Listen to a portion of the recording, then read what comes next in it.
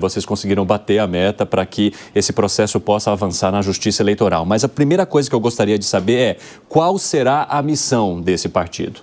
Pô, belíssima pergunta. Eu coloco porque muita gente pergunta por que mais um partido? Né? O Brasil tem inúmeros partidos e eu já começo fazendo uma provocação. Quantos dos partidos são partidos e quantos são legendas? Quantas dessas legendas são meros cartórios? Se a gente for listar, eu não vou conseguir fazer uma diferenciação muito clara sobre qual o programa do PP ou qual o programa do União Brasil. Na verdade, o União Brasil, o PP, o PL, para jogar mais provocações aqui na mesa, são partidos absolutamente iguais nos seus propósitos. Eles são acumuladores de recursos obtidos através de uma gincana. Essa gincana chama-se eleição. E aqui tem um sistema de recompensas no Brasil, que é esse sistema eleitoral nosso, em que quanto mais votos você obtém para deputado federal, mais dinheiro você tem para essa estrutura política. Você capta esses votos com uma máquina que é construída nas eleições municipais, em que você compra os votos. E aí entra o ponto. Quantos desses partidos não compram votos nessas eleições? A compra de votos é a base do sistema eleitoral brasileiro. Neste jogo, que para mim é um jogo que precisa ser quebrado, quase ninguém se salva. Eu posso listar um ou outro partido que não pratica isso. E aí entramos depois no ponto das ideias. A missão está se construindo como um projeto que vai fazer as perguntas certas e que vai convidar as pessoas para construir as respostas. Nós temos os princípios e vamos fazer as perguntas. E a gente vai convidar as pessoas para participar da resposta. Por isso que ela tem esse nome. A ideia de ser missão pressupõe que a gente tem uma visão, a gente tem valores, só que a gente precisa ter um senso de urgência para entregar isso. E a missão consegue sobreviver ao sistema? Isso o tempo dirá. Nós, o MBL, agora falando, tirando o chapéuzinho membro da missão e vestindo o chapéuzinho de militante, a gente está há 10 anos justamente sobrevivendo. A gente teve um período inicial onde a gente liderou, posso falar sem querer ser pretencioso, boa parte do processo do impeachment, junto com outras lideranças, claro. E nós somos muito efetivos nisso. Depois, esse processo político ele foi cooptado pelo que a gente chama de bolsonarismo, e as pessoas estabeleceram o Bolsonaro como líder, e essas pessoas participaram efetivamente de um cancelamento de nós e de outras lideranças. O Mano, acho que conhece bem esse processo, porque outras lideranças no campo liberal também foram canceladas por não aderirem ao Bolsonaro. E o MBL, ele sobreviveu a esse processo. E esse é o ponto principal. Por ter sido tão resiliente em sobreviver a uma direita que perseguia quem pensava diferente, que perseguia quem criticava o Bolsonaro, a gente gerou um calo, né, um calo moral aqui, que nos permite dizer: com um partido a gente vai crescer, vai lutar, as dificuldades virão, mas não vai faltar luta e garra para manter vivo. Então, nesse processo, eu posso dizer que o MBL hoje é maior do que ele começou e a missão começa muito maior do que o MBL jamais foi. Então, eu não posso ter medo do futuro. Eu preciso encarar esse futuro. Eu sei que os desafios são alucinantes, para falar a verdade. A política, quanto mais a gente conhece, mais ela parece psicodélica. Mas eu não posso ter medo. E assim, o não nós já temos, né? O Brasil a gente já sente como um projeto que deu errado. Então tudo que nos resta é tentar o sim, a mudança. E eu estou disposto a encarar essa aventura. Vai lá, Wilson. Aproveitar um pouco o que ele falou. Em 2015, 2016, foi o momento que muitos movimentos, inclusive o MBL, tiveram muito protagonismo. E eu quero complementar um pouco o que você estava falando para entender um pouco a estratégia. Muitos movimentos ficaram pelo caminho e vocês sobreviveram e têm protagonismo ainda, né? As pessoas sabem quem é a MBL. Final de semana vocês fizeram um grande evento, tinha mais de 3 mil jovens. Eu já fui líder estudantil, eu sei quanto é difícil juntar jovens. Mas qual foi a estratégia para você? Que você falou em resiliência. Resiliência um monte de gente tem e muitas vezes não chega a lugar nenhum. Parece papo de coach. Isso. Qual foi a estratégia real para você ultrapassar esses 10 anos? É uma grandiosa pergunta, porque eu não posso falar que eu tive um grande plano. Não é uma, são várias, mas são várias, mas assim, eu tenho que chegar num insight que seja suficiente para justificar isso, porque há uma justificativa.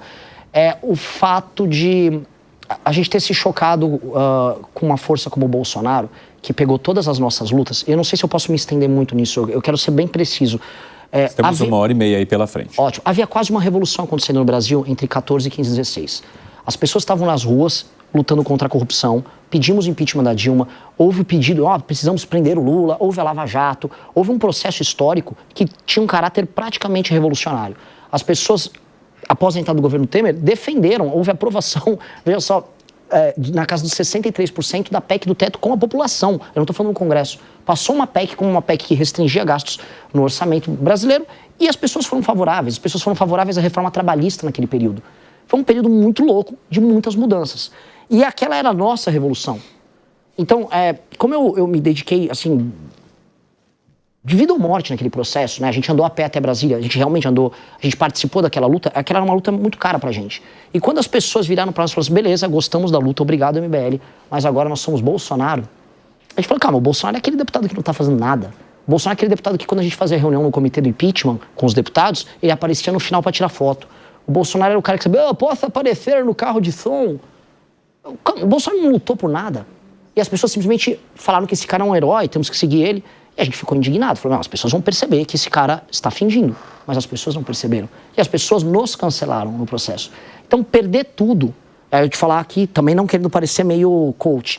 Quando você não tem mais nada, você também não tem nada a perder. Então, só restou a gente a falar, vamos defender só o que a gente acredita? Vamos só buscar a nossa identidade? E a gente foi pro nicho. Então, a gente falava para milhões de pessoas, passamos para fazer lives de 200, 300 pessoas. Mas só falando o que a gente acreditava. Foi duro, aquele processo, aquela travessia de 19, 20, 21, 22, foi muito dura.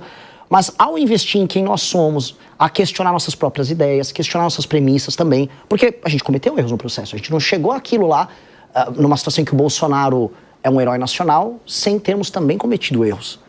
E aí, relendo, revendo os erros, fazendo autocrítica, fazendo o meia-culpa, mas insistindo naquilo que a gente considera virtuoso, a gente começou a cativar as pessoas que pensavam igual a gente. Elas começaram a sair do armário.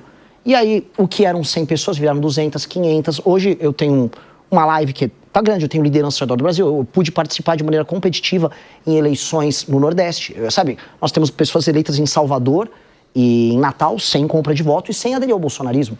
Como? Sabe, há uma fórmula que está sendo criada cuja premissa central é adesão total aos nossos princípios, valores mais caros e a um senso de independência. E eu acho que isso vem dando certo, mas eu volto a falar, é quase único. Porque se eu for fazer uma leitura comparativa com a direita, por exemplo, nos Estados Unidos, você quase não tem uma direita que tenta fugir do Donald Trump. Por mais que o Trump e o Bolsonaro sejam casos diferentes. A gente está tentando, e eu acho que vamos conseguir construir um caminho alternativo a uma doença chamada Bolsonaro. Vai lá, doutor Fred. Então, indo nessa linha, eu queria saber se uma missão do novo partido é justamente tirar esse sequestro que o bolsonarismo fez da direita liberal. E como vocês pretendem fazer isso? Porque parece que é uma coisa já enraizada na direita. Qual é o plano de vocês para isso? Outra excelente pergunta e uma pergunta também muito difícil. A gente olha na Argentina certas premissas, em parte premissas do liberalismo, e o Mano pode me corrigir aqui porque ele manja muito mais do assunto do que eu. Elas são mantidas pelo Milei. O Milei, ele compra boa parte de um ideário que a gente pode chamar de libertário, especialmente em termos econômicos. Né? E eles não precisaram, vamos dizer, se ancorar em uma determinada imaginação. Eu vou falar primeiro da direita liberal e depois eu posso falar da missão. Sim, por você quem escolhe. Houve um erro da direita liberal em achar que eles iriam capturar o Bolsonaro, que era o plano do Guedes, e em certa medida é o grande erro do Partido Novo. Eles iam falar, há um bobo aí na praça que é o Bolsonaro, que é muito popular, e nós vamos capturar ele e vamos fazer nossas reformas, e o Brasil vai mudar.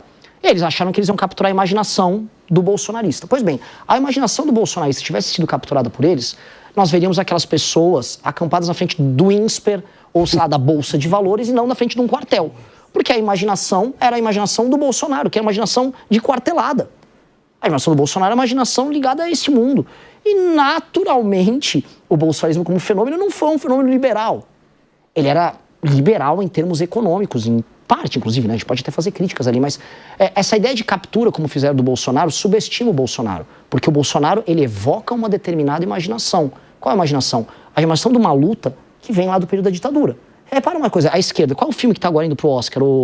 Ainda Estou Aqui. Ainda Estou Aqui. É um filme ligado à imaginação do período da ditadura para a esquerda. E qual é o oposto disso? É a luta do anticomunista que havia dos militares. A gente ainda vive essa luta boomer lá daquela época. Então o Bolsonaro evoca essa imaginação. E a esquerda evoca a outra. Nós não podemos subestimar o Bolsonaro, mas nós temos que imaginar outra coisa além desse passado. Quando eu falo de missão, eu falo assim, vamos imaginar como é o futuro? Vamos imaginar como é que ter, por exemplo, as capitais do Nordeste realmente desenvolvidas, a gente pensar num surto de industrialização na região do Mato Piba, o agro avançando em regiões onde você tem muita compra de voto no Nordeste. Vamos imaginar São Paulo como um polo de tecnologia participando da 4ª Revolução Industrial. Vamos imaginar uma destruição total e completa das facções criminosas. Vamos imaginar o Brasil participando de um trabalho internacional com as nossas Forças Armadas na América do Sul para destruir o narcotráfico. Vamos imaginar o futuro em vez de ficar brigando no passado? É óbvio que é difícil, porque eu estou falando em criar imaginação. Mas é o que nos resta. Senão eu vou ficar vivendo o sonho dos outros. Eu não vou viver mais o sonho do Bolsonaro, não vou viver o sonho dos meus avós. Meus avós erraram, eles entregaram um Brasil muito ruim para todo mundo. Meus amigos estão querendo mudar para fora do Brasil. Todo mundo que mora aqui, a gente está discutindo 6 por... estamos trabalhando demais. Real, a gente é um pouco por dia, a gente é pobre demais. Nós somos um país de gente muito, muito, muito pobre. E estamos discutindo trabalhar menos porque a nossa vida é um inferno. Porque sair de uma favela para ir trabalhar no centro de São Paulo é um inferno. Trabalhar no centro do Rio é um inferno. Então, nos foi legado um presente horroroso. Em vez da gente imaginar o futuro, a gente imagina o passado. E eu não quero imaginar o passado e eu quero destruir, sendo bem claro, essa imaginação dicotômica da luta da ditadura. Caetano Veloso, vai tocar suas músicas lá, legal, bacana. Eu não quero mais sonhar o sonho da ditadura. Eu não tô na ditadura. Nem quero gostar do Brilhante Ustra. E eu acho que isso já encheu o saco. E a gente não pode ficar preso nesse besterol.